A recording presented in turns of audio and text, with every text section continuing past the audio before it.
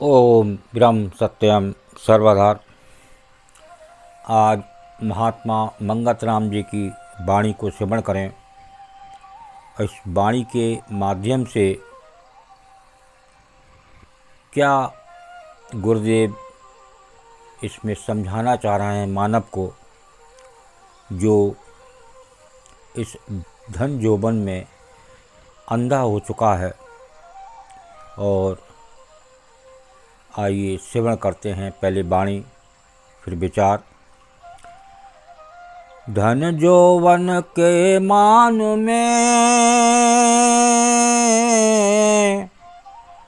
क्यों नर अंधा होए,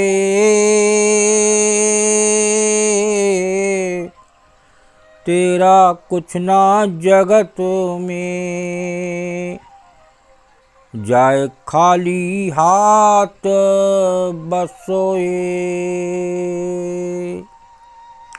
धन जौवन के मान में क्यों नर अंधा होए, तेरा कुछ ना जगत में जाए खाली हाथ बसोए। पुत्र धिया न साक संग,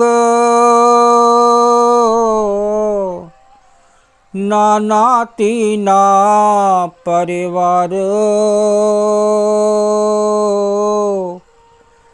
चले अकेला अंत को जब जमराज पुकारो। रोता आया जगत में अंत को रोता जाए, जो जन में सो थिर नहीं, सब काल चक्कर में आए। धन जौवन के मान में क्यों नर अंधा होए, तेरा कुछ ना जगत में जाए खाली हाथ बसोए।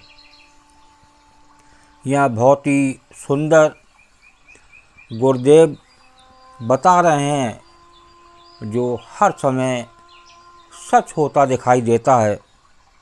ये जो सत्पुरुष, जो गुरु इस संसार में आते हैं,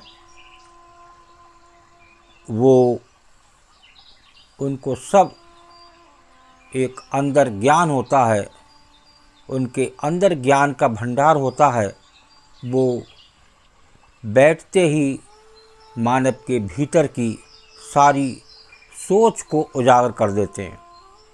ये है गुरुदेव का करिश्मा।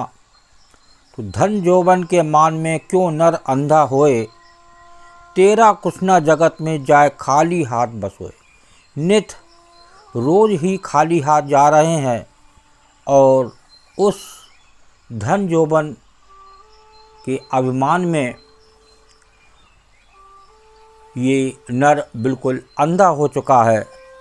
उसने अपने जीवन में क्या करना है, क्या करने आए थे, वो सब कुछ भूल चुका है।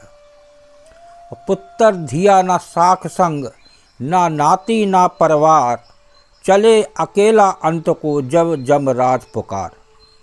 यहाँ पुत्र, जो धिया, जो नाती हैं, परिवार हैं, उसमें भी लोग अंधे हैं। बस एक इतनी प्रेम ममता लगाए बैठे हैं, जैसे ये हमारे साथ ही जाने वाले हैं, लेकिन कोई किसी का नहीं है। यहाँ गुरुदेव साफ साफ बता रहे हैं कि पुत्र धिया न साख संग, ना नाती ना परिवार। ना किसी का परिवार गया, ना नाती गया, ना ही पुत्र, और जो भी कोई भी जाने वाला नहीं। चले अकेला अंत को जब जमराज पुकार। जब काल की पुकार आ जाती है, वो अकेला ही इस संसार से विदा होता है। लोग तमाशागीन इसको देखते हैं और थोड़ा दुख के बाद फिर वो सब नॉर्मल दिखाई देते हैं।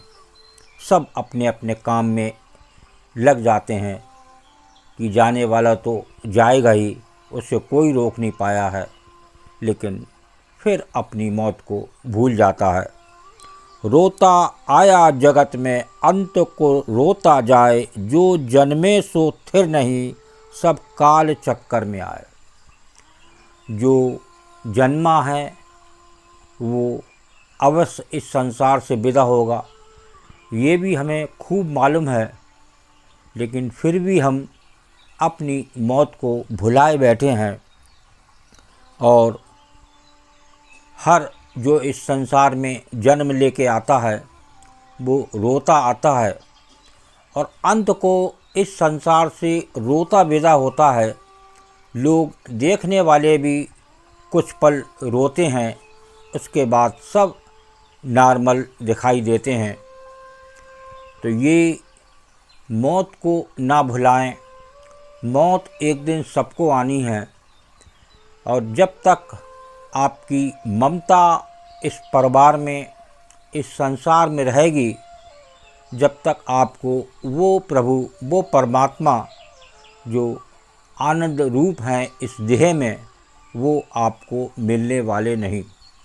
एक इच्छा, एक ममता एक दूसरा जन्म देती है, तो इससे बचें और एक प्रभु को याद करें जो आपकी मौत के बाद भी आपसे मिलने वाले हैं, आपके साथ रहने वाले हैं और तुरंत ही वो उसमें पल का समय नहीं है, आपको दूसरा जीवन मिल जाता है। जैसा आपने कार्य किया, जैसे आपने कर्म किए, उसी के अनुसार दूसरा जन्म वो दे देते हैं। जितनी कमाई आपने इस जन्म में करी, उसके आगे फिर आप कमाई कर सकते हैं, वो आपकी कमाई जाने वाली नहीं। लेकिन कौन सी योनि मिले, किस योनि में जाएं, कैसे आपने कर्म करे, उसका रिजल्ट है प्रभु के हाथ में। तो प्रभु से डरें, क्योंकि ये देह को चलाने वाला वो प्रभु है। तो प्रभु की याद हर पल जब तक नहीं होगी, प्रभु की से प्रेम नहीं होगा, जब तक जो आपको सब कुछ देने वाले हैं बाद में भी देंगे, और जो आपके साथ रहने वाले हैं तो उनसे प्रेम करें, उनसे दोस्ती करें, वही आपका भला करने वाले हैं।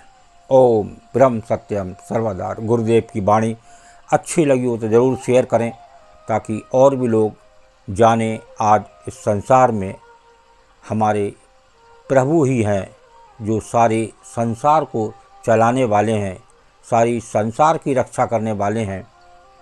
तो उनको ना भूलें, उनकी याद करें, उनका सिमरन करें, तभी हमारा भला हो सकता है। ओम ब्रह्म सत्यम सर्वदा।